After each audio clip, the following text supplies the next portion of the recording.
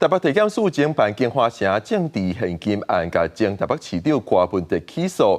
伫咧金华城案的部分，检方求刑15档。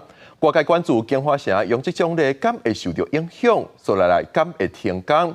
台北市政府回应2礼拜内会开会讨论出一个结果。那维京集团是表示，相信沈庆京的清白会等待法院公正客观的审理。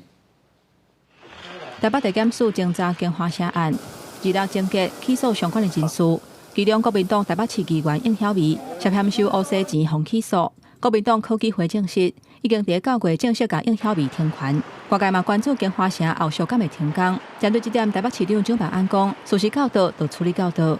我想，我们都已经成立府级的跨局处小组，也是由李思銮副市长担任召集人。我们也会针对如果起诉之后，起诉书的内容，整个案件事实到哪里，我们就会采取相对应的作为。接下来呢的2周之内，由李副市长担任召集人来召开行政调查小组会议，召集各个局处以及外部的专家学者来研究后续相关的处置作为。为着扣押不法所得，台北地检署9月底就申请扣押金华城土地，以防因脱产。台北地方法院捌2届裁准，不过拢去予高等法院撤销或者是发回更审。台北地方法院经2审了后，2、5裁准扣押在案。针对金华城20%用这种类争议，哪力议员是共写批评。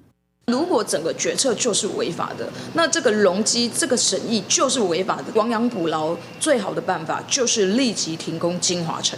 当时的容积的给予、都市计划的变更，只要有牵涉到不法的行为，我想这份都市计划的变更是势必要撤销的啦。那这个建造也要撤销的。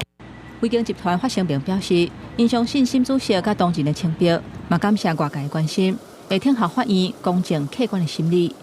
记者综合报道。